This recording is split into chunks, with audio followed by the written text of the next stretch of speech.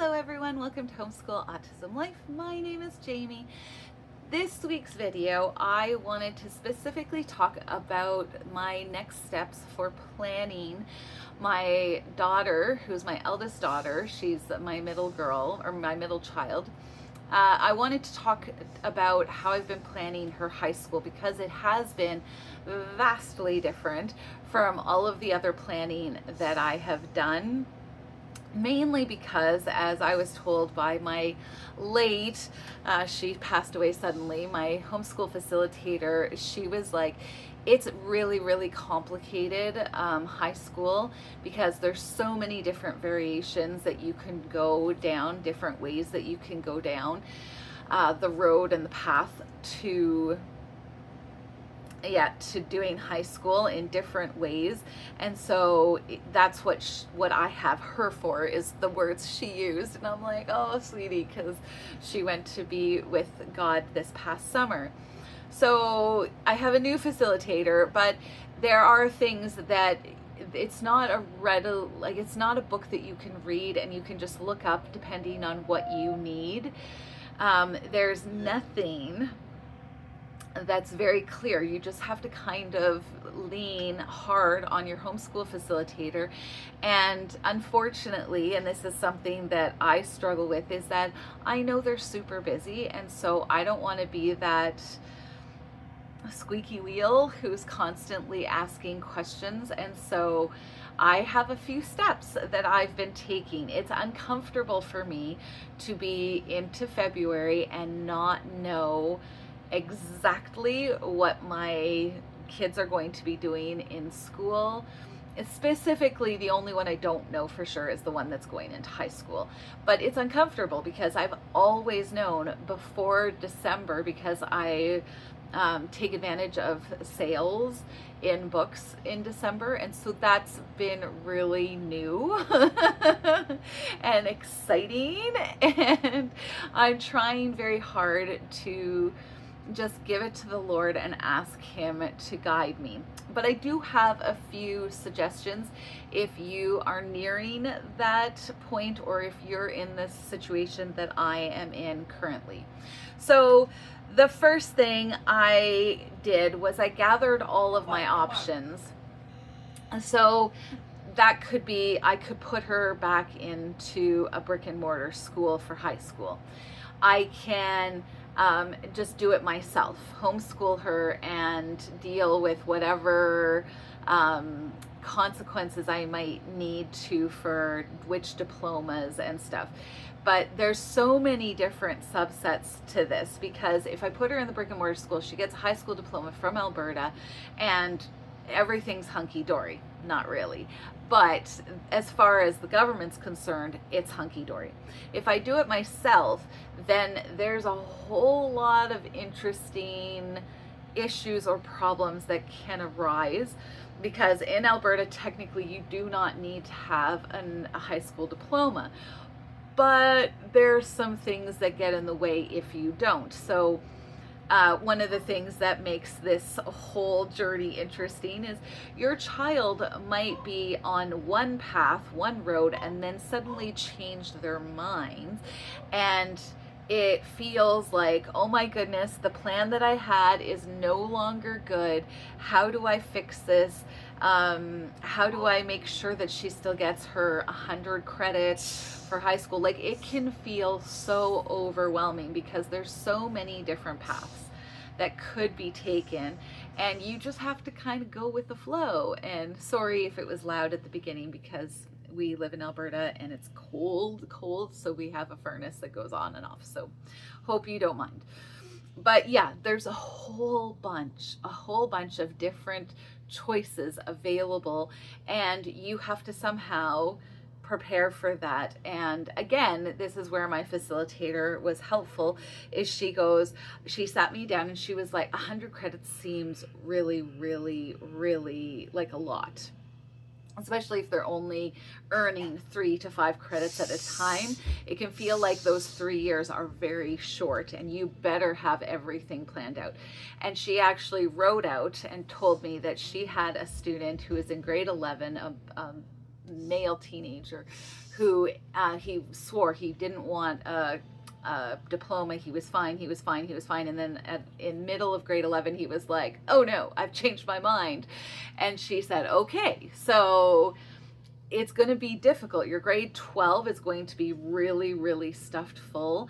And then homeschool, you can pay, or homeschool in Alberta will pay until they're until they're 20. So that you have the age of 19, you can still have funding. And I think that's just due to the fact that sometimes they start early or later, depending on their developmental abilities for kindergarten or whatever. And sometimes it's because they might have had to repeat a grade. And so it's not unusual for a 19-year-old to graduate from high school. So that's why they do that.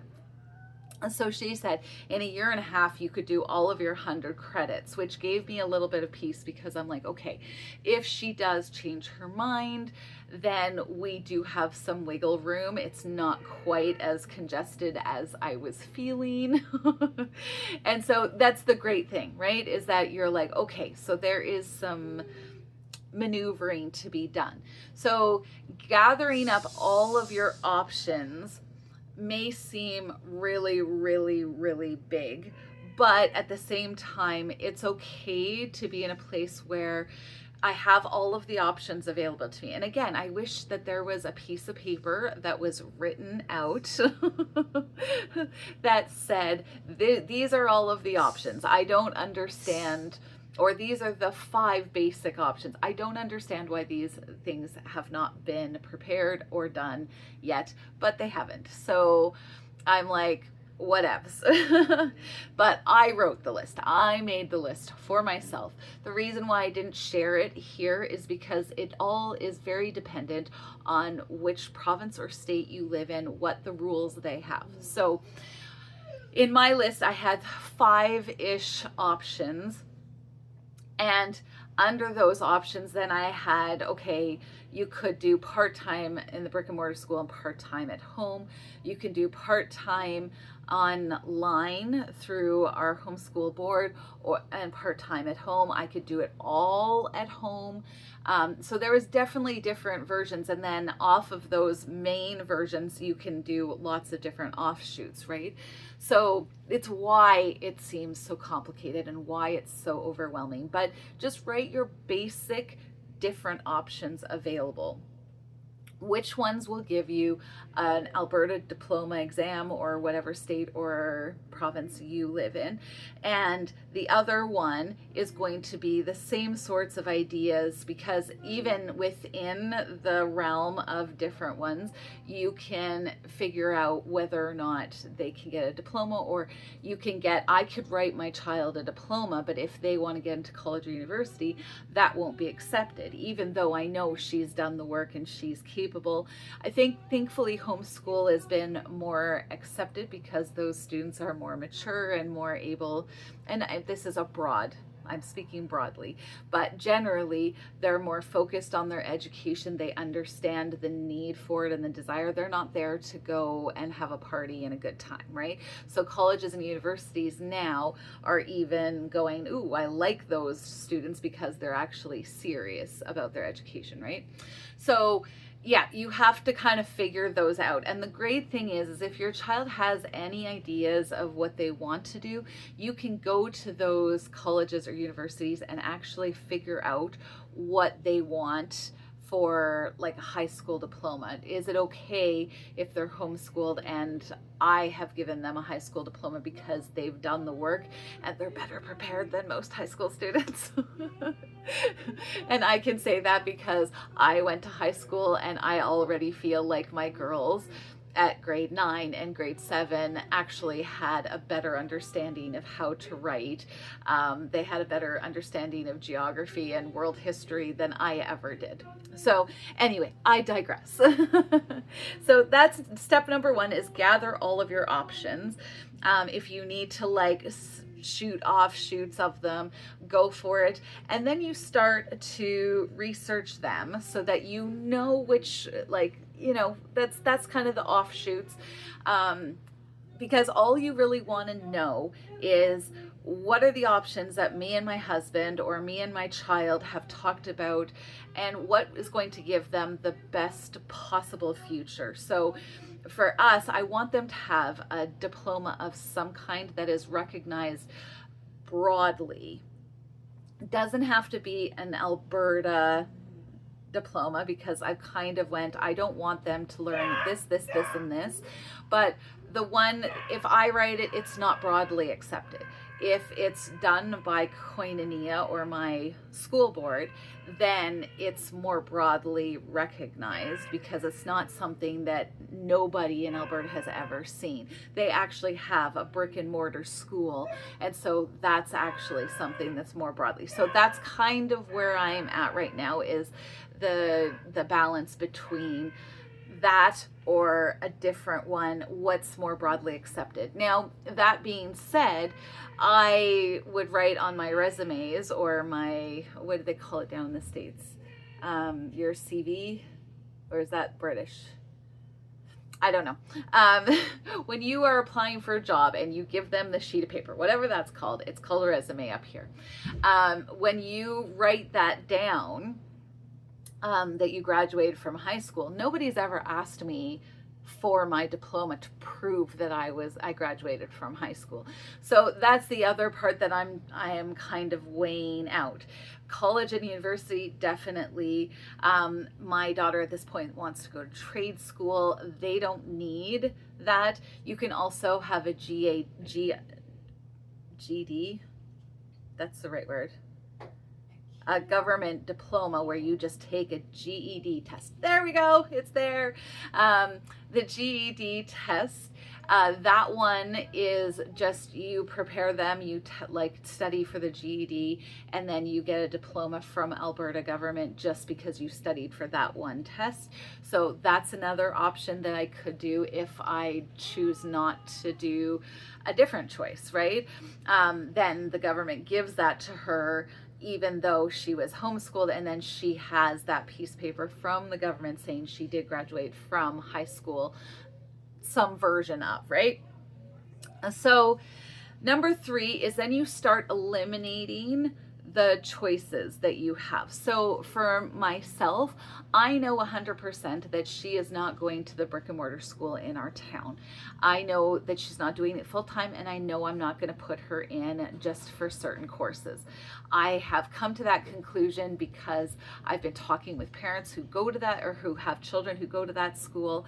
I have a teacher who worked in that school, and they've warned me off of a bunch of different things, and just my own experience in that school in particular, but the other school in town, I just recognize that the educational system is broken.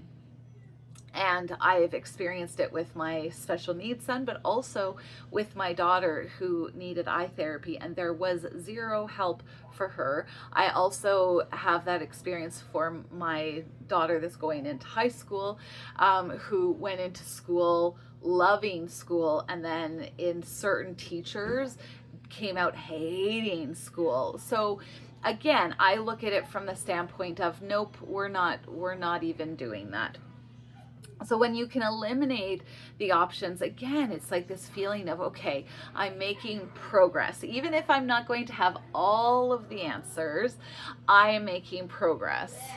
So eliminating the options just gives you a sense of you're making progress, even if you will never have all of the information that you want and 100% choice as early as you would like it. At the very least, you're making progress, right?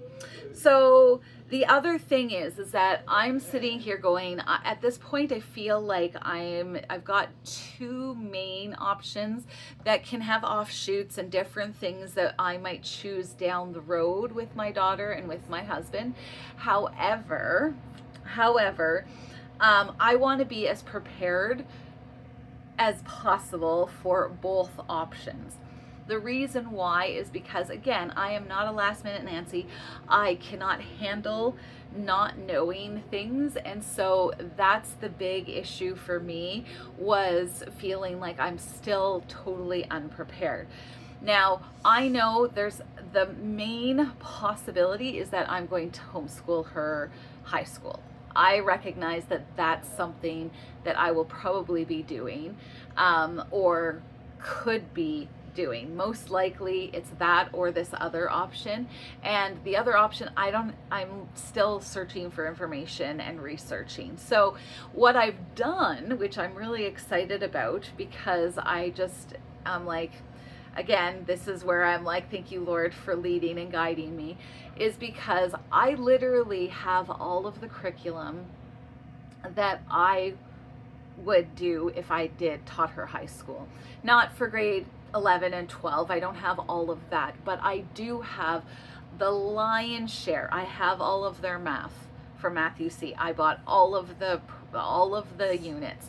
So if I need to teach her high school all the way through, I've got all of those books. I've got all of the IEW structure and style all the way through high school. So I know, and that one I will probably do even if she is doing some courses online.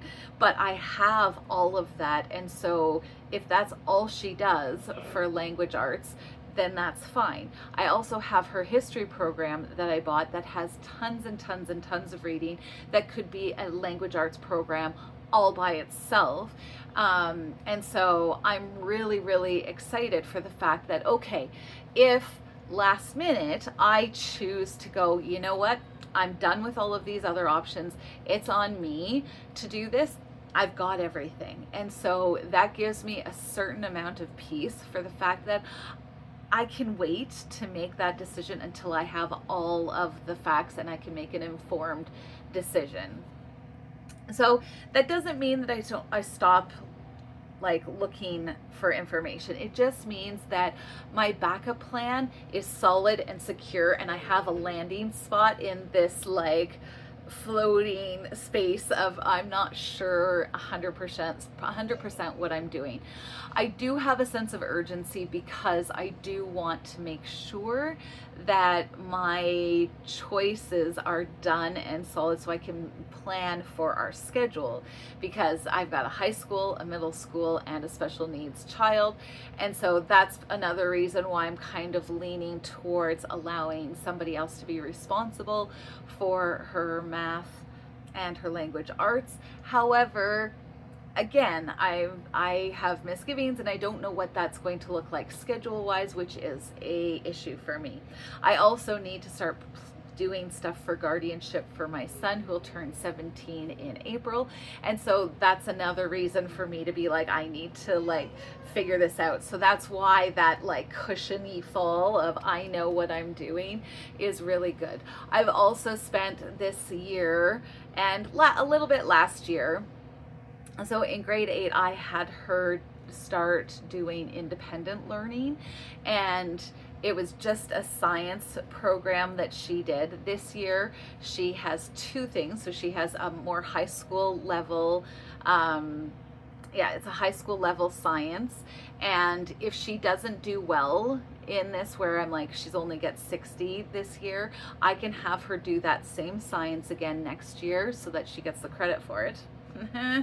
And she's been through it once, and so she already kind of has a feel for what it looks like. I also had her do a gather round unit of careers all by herself. She has 2 assigned readers that she's responsible for getting done, and those 3 I gave her the whole year to complete on her own schedule. So I'm teaching her the independence of, you take charge of this and make sure that by June these are done. And so I feel like I've already built within her homeschool now the skills that she needs, so that if she does take on an online math or language arts, she has those skills and abilities. And then if I end up teaching her all of those, again, I can be like, okay, this math she's going to do, and they do that by themselves as well, but she checks her answers except for the test. But I have her already, like all of those skills are already built in, and so I can be like, okay, you're in charge, not doing a gather round unit, but now you're going to be in charge of doing this history program.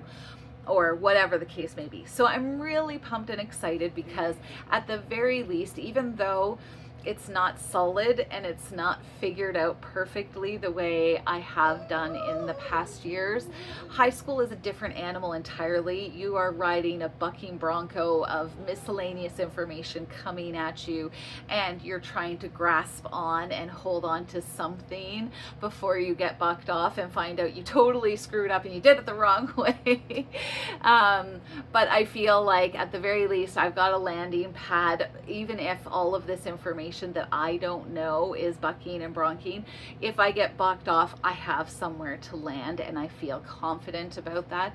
And so that's what I wanted to share, because I know that I've spent years, like probably 2 years, trying to like glean all the information I could, make a choice and a decision, and even at this point I don't have that. And so I wanted to share it with you in case you also are feeling like high school is such a different animal. How do I even figure it out? Those are the steps that I went through, and I feel fairly confident that I can be like, okay, no matter what, I will land in a safe spot. So thank you for listening to this video. I hope that you enjoyed it.